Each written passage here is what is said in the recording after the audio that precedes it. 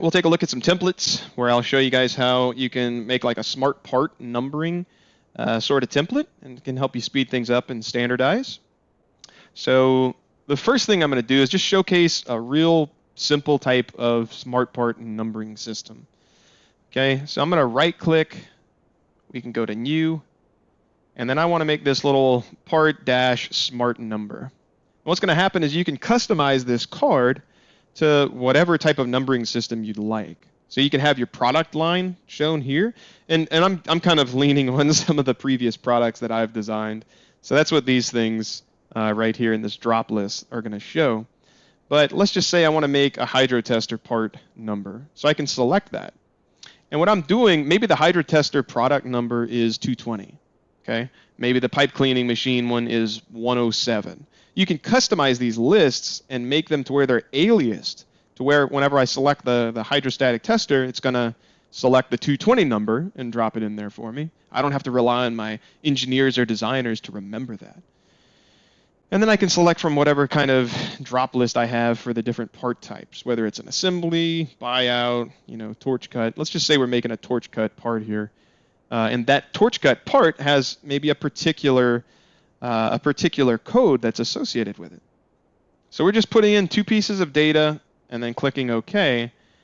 And then you'll see the number that it's giving me is going to be this 220-200. So those are the product codes that I'm pulling in, 220 being like the hydro tester product line that I was talking about. And then the 200 meaning the DXF or the torch cut type of part. And you can see how you can link these here to your different data card variables. And then finally, the last numbering system at the tail end, this 004, is just a sequential counter.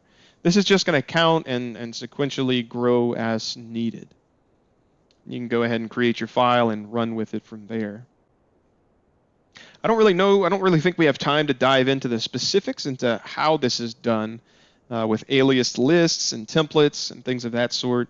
But this is more of an awareness builder, so I wanted folks to be aware of, the ability to automate that numbering type of creation. All right, the next high-speed template that I want to showcase is one that's kind of near and dear to me because I actually use this on a very regular basis whenever I'm doing training classes.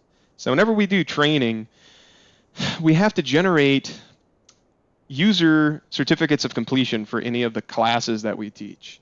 So the last class that I taught, this administering SOLIDWORKS PDM Professional, we have a naming scheme that we need to use. So we end up plugging in like the date with the year first, and the month, and the date.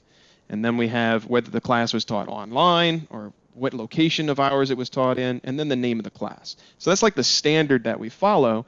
And then from within here, we put the user's name and then a sequential type of code that'll be placed in on the back side. So the date that the class was finalized. So all of this is pretty time consuming whenever you have to go in and do this for every single person individually. All right. So what we've done, or what I've done anyways, is created a file template that'll do the work for me. So I can just right click, go to new, MLC, and then I can say either a training certificate or a multi-training certificate. So I have one set up, the multi-training certificate. I can jam in like up to 8 different attendee names if I want. I'm just going to do one for now. So I'm just going to go to the MLC training certificate and just do the original.